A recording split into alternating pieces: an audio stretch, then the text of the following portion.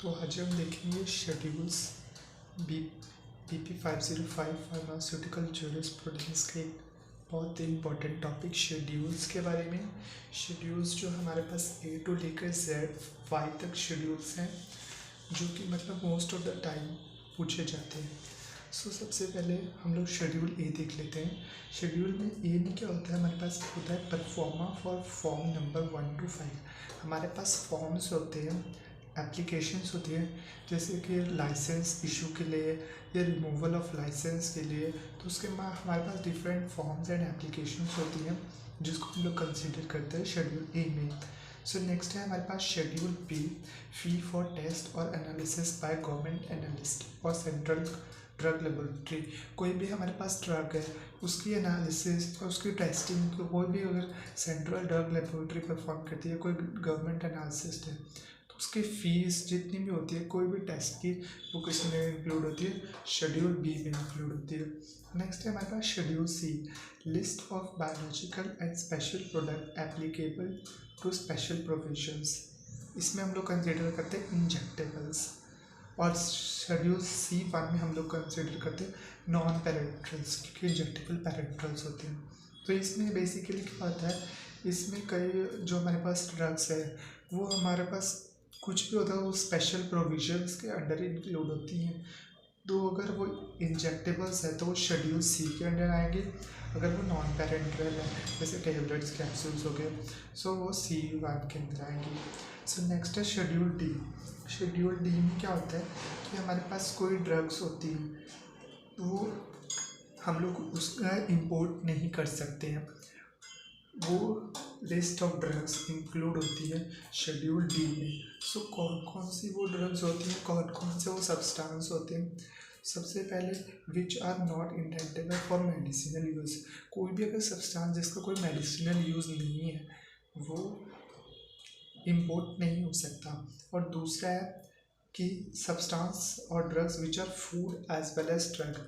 कोई हमारे पास जो सब्सटेंस होते हैं उनको हम लोग फूड और ड्रग दोनों में कंसीडर करते हैं, जैसे मिल्क पाउडर हो गए, जिंजर, पेपर, क्यूमिन, इन लोग को हम लोग ड्रग्स पे भी इंक्लूड करते हैं और एज वेल एज फूड में भी इंक्लूड करते हैं, इसलिए ये इम्पोर्ट नहीं हो सकते और उसको उन नामों को इंक्लूड करता है शेड्यूल डी। नेक्स्ट है हमारे पास schedule E, list of poisonous substance that comes under Ayurvedic Siddha and यूनानी सिस्टम। हमारे पास एलोपैथिक, होम्योपैथिक, आयुर्वेदा, सिद्धा, यूनानी, ये सब हमारे पास सिस्टम्स होते हैं। तो जो भी आयुर्वेदा, सिद्धा या यूनानी सिस्टम्स में जो भी पॉइजनस सब्सटेंस होते हैं उनकी हमारे पास एक लिस्ट होती है जिसको हम लोग शेड्यूल ई में इंक्लूड करते हैं। तो जब भी आप शेड्यूल ई खोलोगे तो उसमें आपको इन सारे पॉइजनस सब्सटेंसेस की लिस्ट मिल जाएगी जो कि आयुर्वेदा, सिद्धा, यूनानी में पॉइजनस कंसीडर किए जाते हैं। नेक्स्ट है शेड्यूल एफ। जो शेड्यूल एफ है वो हमारे पास 5 टाइप्स के होते हैं। Schedule F is basically of 5 types. Schedule F1 में क्या करता है, हम लोग जो भी ब्लड बैंक के स्टैंडर्ड्स होते हैं, नॉर्म्स होते हैं, प्रोटोकॉल्स होती है, वो शेड्यूल एफ में इंक्लूड होती है। नेक्स्ट है हमारे पास schedule F1, manufacturing, labelling and testing of veterinary biology. And F2 में हमारे पास सर्जिकल ड्रेसिंग्स होती हैं, उनके नॉर्म्स एंड स्टैंडर्ड्स हम लोग इंक्लूड करते हैं F2 में। F3 में किसके स्टैंडर्ड्स इंक्लूड होते हैं, अम्बिकल टेप्स के। नेक्स्ट लास्ट F का टाइप है FF, standards for ophthalmic preparation. Ophthalmic preparations कौन सी होती है, जैसे कि आई ड्रॉप्स हो गए। नेक्स्ट है हमारे पास शेड्यूल जी। शेड्यूल जी में होता है list of drugs substances that are used under medical supervision. कई बार हमारे पास ड्रग्स होती है जैसे नार्कोटिक्स या साइकोट्रॉपिक ड्रग्स हो गई या कोई और तरह की ड्रग्स होंगी जिसको हम लोग मेडिकल सुपरविजन के अंडर ही यूज़ कर सकते हैं। इसमें ड्रग्स भी आ जाती है और टेक्निक्स भी आ जाती हैं। आगे शेड्यूल एम। शेड्यूल एम में होता है लिस्ट ऑफ प्रिस्क्राइब्ड ड्रग्स। कई हमारे पास ड्रग्स ऐसी होती हैं जो कि हम विदाउट मेडिकल सुपरविजन के नहीं ले सकते हैं, तो उन ड्रग्स की लिस्ट जो होती है हमारे पास वो शेड्यूल एम में होती है।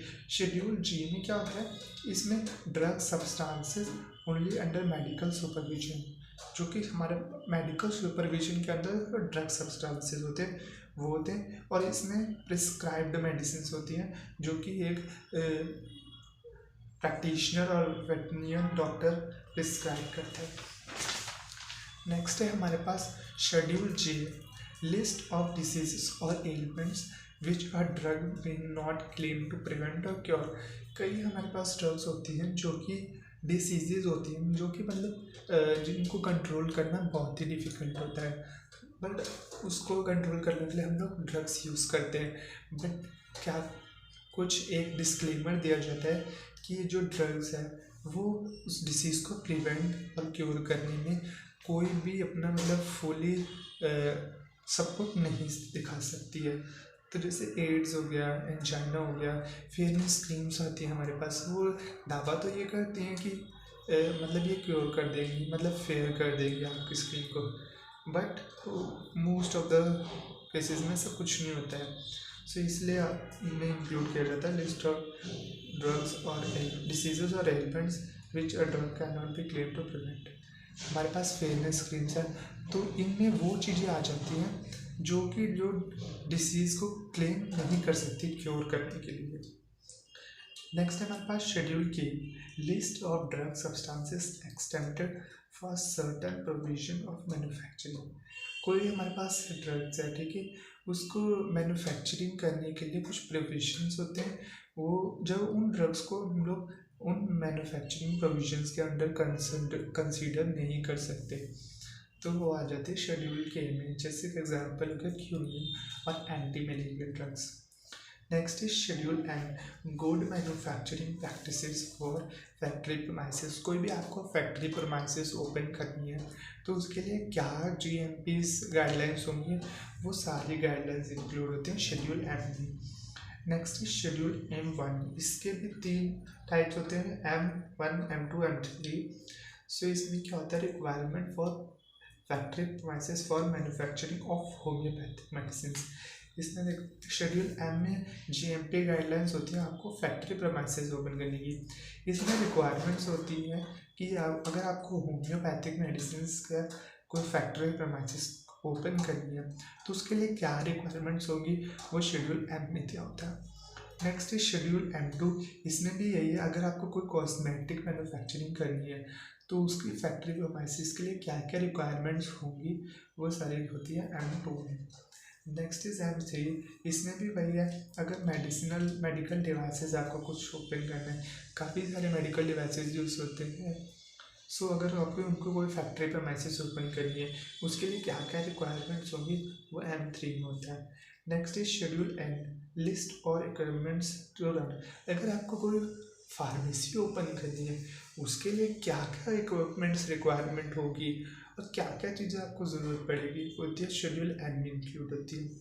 Schedule O include standards for disinfectant fluid. अगर आपको कोई डिसइंफेक्टेंट फ्लूइड की प्रीमाइसेस ओपन करनी है तो उसके लिए क्या क्या स्टैंडर्ड होंगे, वो शेड्यूल ओ में इंक्लूड होता है।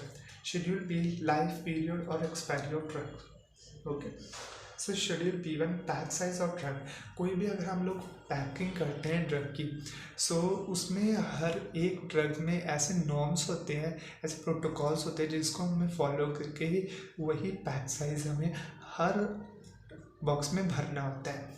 तो जैसे कि हमारे पास कोई एक टैबलेट होगी, उसमें हम लोग के पास 10 मोस्ट कॉमनली 10 होती है हमारे पास, तो ये किससे पता लगेगा, शेड्यूल P1 से।